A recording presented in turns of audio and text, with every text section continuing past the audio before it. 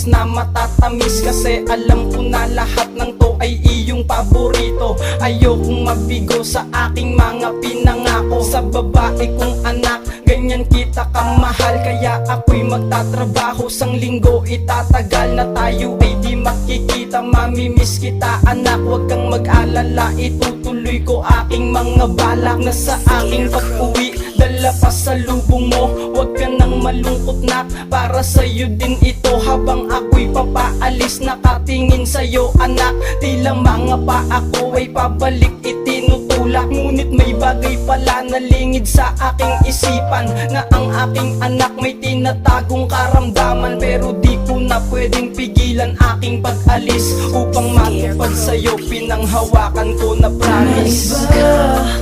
Balik ko lang ang mga oras na kasama ka.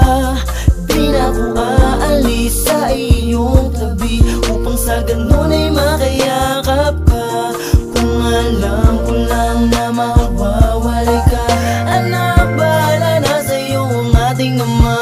Patawad sa iyo anak, anak, mamimiss kita. Isang araw habang ako ay nasa aking trabaho, tibok ng puso ko tila bakit laging kabado. Tanging naiisip ko, lagay ng aking anak. Pakiramdam ko palagi siyang umiiyak. At sumapit ang gabi, oras na ng aming pagtulog, nang biglang larawan mo sa aking wallet ay nahulog. Ano kayang pahiwatig ng ganon na pangyayari? Pakiramdam ko ay merong masama na mangyayari. Pagsapit ng umaga habang nag-aalmusal, nang mabalitaan ko anak ko'y nasa ospital. Siya pala'y merong sakit, tinago niya ng kay tagal. Ngayon ang kalagayan niya sa ospital ay critical. Di na nagdalawang isip na trabaho ko'y iwanan, upang ang aking anak sa sakit niya ay maagapan. Sa aking pagmamadali, mabilis na nakauwi, ngunit nang madatnan ko, anak ko na pala'y sawi. Maiba, balik ko lang ang mga oras na kasama ka. Di na ako aalis sa iyong tabi, upang sa ganun ay makayakap ka. Kung alam ko lang na mawawalay ka, anak, bahala na sa'yo ang ating ama.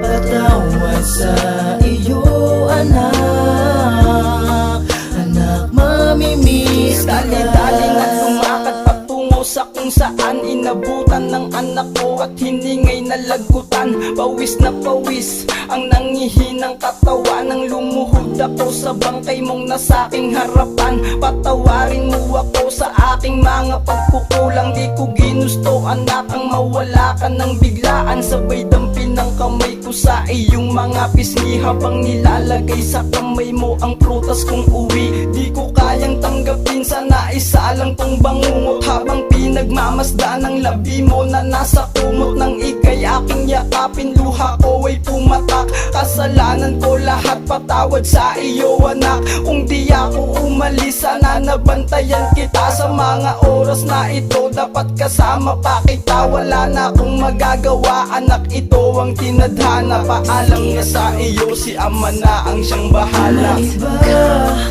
balik ko lang ang mga oras na kasama ka. Di na ako aalis sa iyong tabi, upang sa ganun ay makaya